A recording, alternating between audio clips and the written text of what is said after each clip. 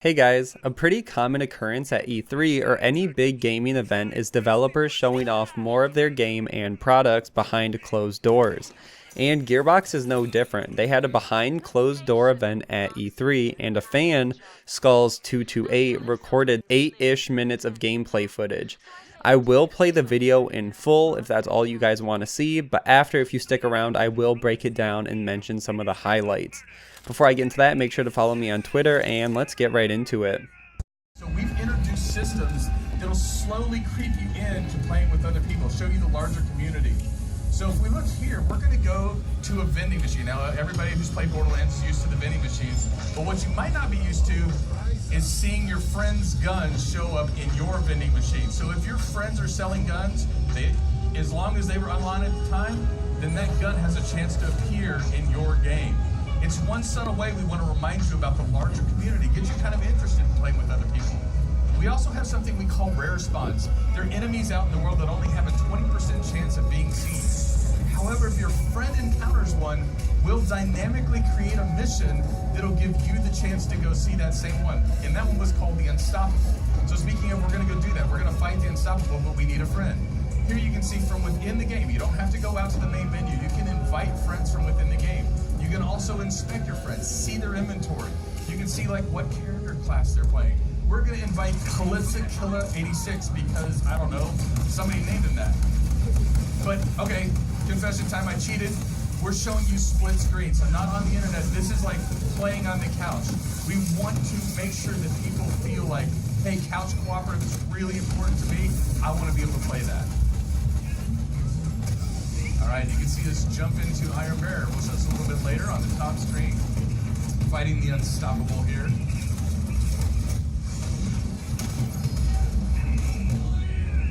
All right, now the Unstoppable dropped a legendary. All right, we're playing in co-opetition mode, which means we can take other people's loot. So we're gonna go ahead and we're gonna take this loot from this, and we did that. And then we can travel back to Sanctuary 3 at any time. Turns out we pissed our friend off because we took the legendary without talking to him. But guess what? We're gonna make amends.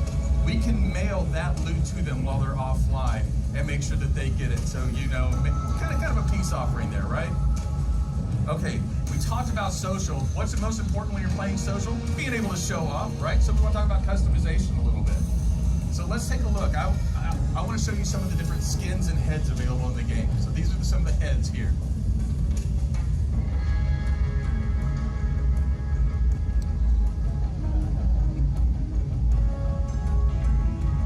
See a horse head in there?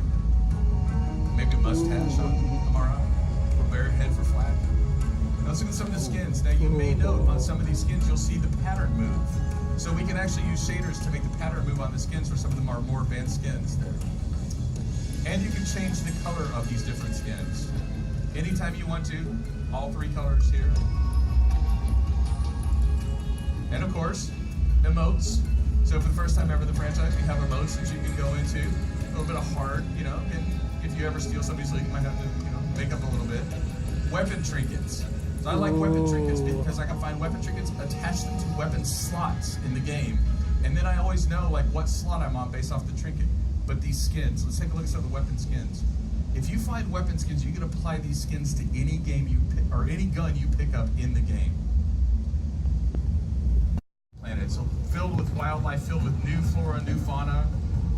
And you can see we funked it up a little bit. You've got some derelict cars in there. Our art director likes calling that funking it up, right? To make sure that we have that Borderlands feel in it. Anybody recognize this? Who? Oh, not so tiny anymore. Been 7 years, but that is definitely Tina. But this is Saurians. This is one of the new enemies in the game. They come in all different sizes and shapes. Now around Eden 6. Does anybody know the manufacturer Jacobs? Took more than, yeah, so the story in Eden 6 revolves around the Jacobs family here. And this is the Jacobs family Manor.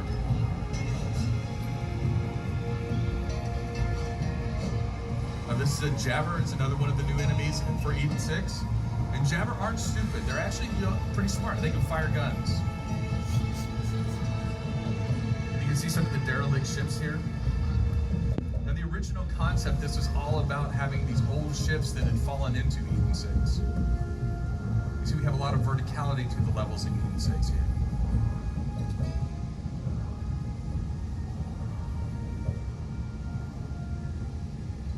And there's a gas giant in the skybox, or well, the sky.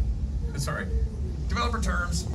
All right, now let's talk about Moze. So one of our player characters. Now Moze, if you've seen her already, then you know that Moze calls down this giant mech, which we call Iron Bear. It's a little bit scuffed up. She's seen some action. I want to talk about the skill trees with Moze so we can show you what makes Moze special.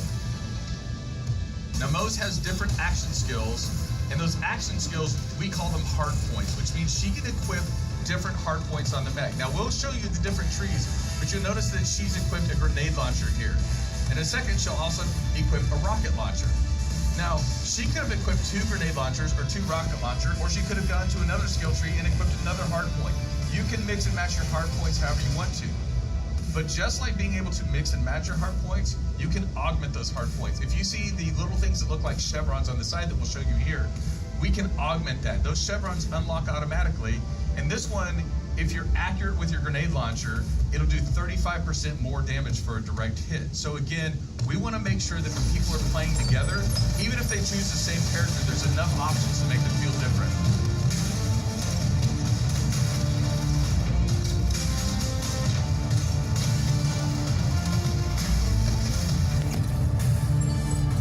Now if you hear that little boop, boop, boop, that's locking on. There's an augment there that allows you to lock onto different characters. So you can send all of your missiles to one enemy, or you can send them to multiple enemies. Oh my god. You can see Amara is helping us out with her ability there. And Zane's just shooting them on the side.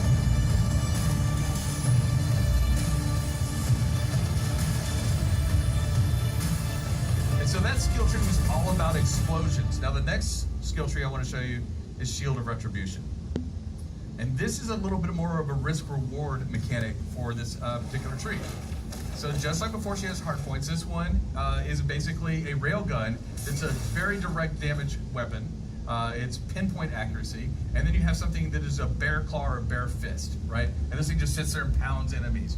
Now, with the railgun, you can actually change the different elements that go with it. So we'll see in just a second when we shoot that and we have a chain electricity that will go to different people. So you shoot one enemy and it'll go to others. Let's take a look at that in action.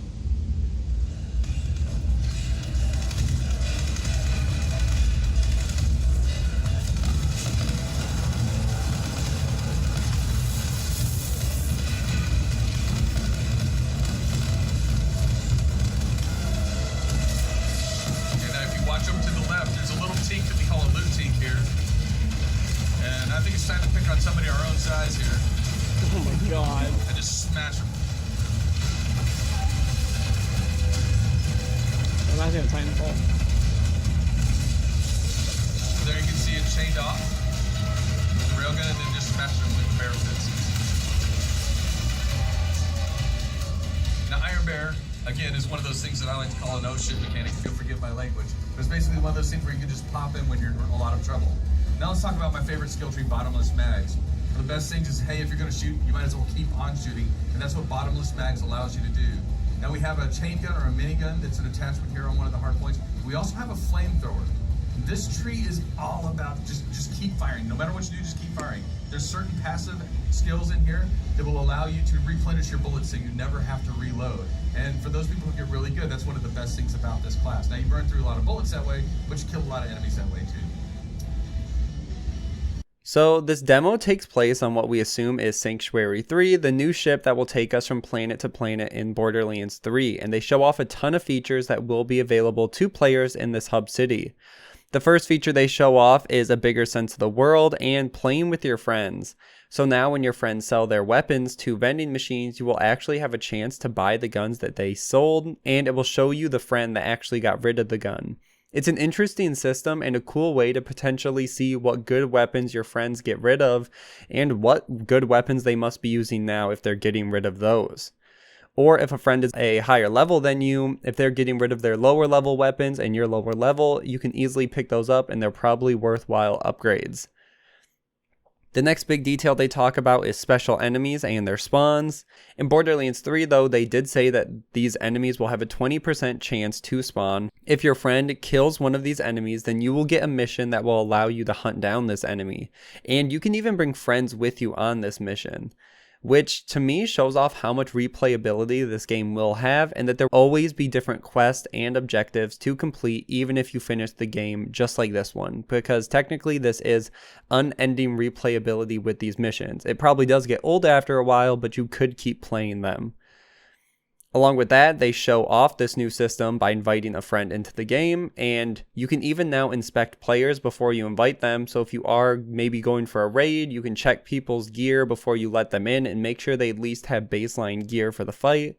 And hopefully they bring over a lot of these features just to generic matchmaking as well, and don't keep it all just for people that are playing with their friends. So as they transition, they move into split screen gameplay. Obviously the HUD is turned off. They want this gameplay to look as crisp as possible and have people focused on more so what they're saying than the tiny details on the screen.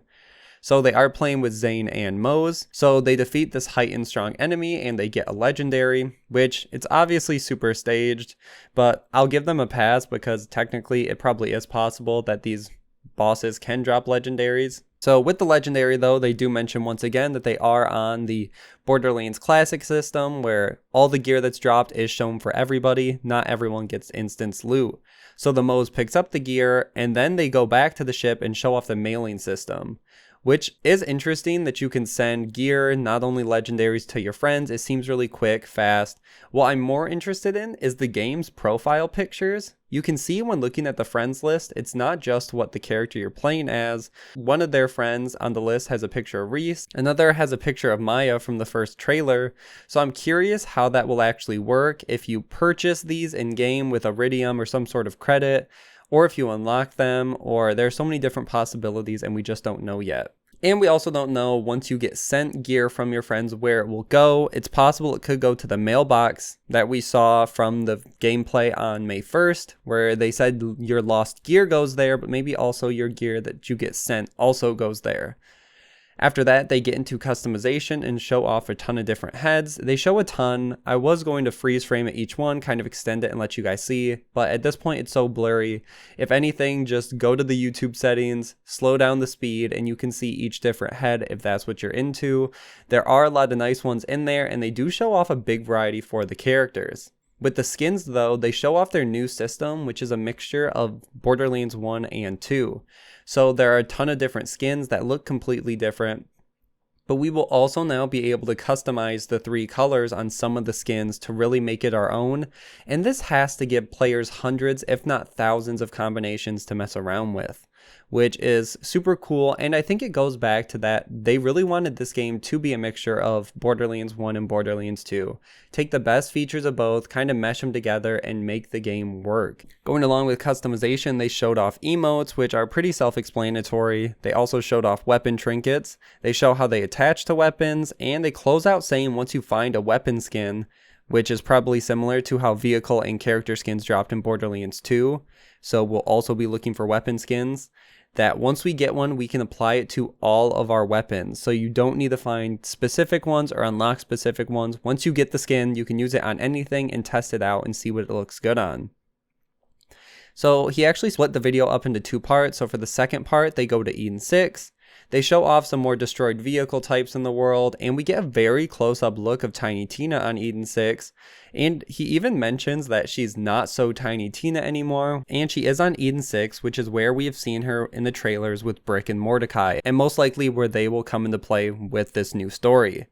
They show off some new enemies on the planet, which have a lot of dinosaur-inspired designs, obviously. The first are Saurians, which look raptor-inspired.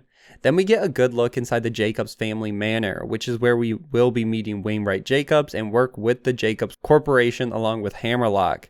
They show off the Jabbers, which leaked very early on, and he even mentions that they are smart enemies and know how to use weapons, which lines up perfectly with the leaks we covered. We got a few more looks at the planet, some lore about all the ships that have crashed there and we will be traversing through. He even mentions as a highlighted point that this game will have more verticality, which is a huge talking point Submato pushed really early on since he started covering this. And finally they transition to Moze. Moze though has been covered to death at this point, so I don't really want to rehash what's already been said. It's pretty self-explanatory. There are guides out there covering everything about her gameplay. Not too much more to say, but that's where I'm going to end this video. Shout out to Skulls228 for capturing this event and sharing it with everyone. Make sure to like and share this video, subscribe for all things Borderlands, and I will see you guys in the next one.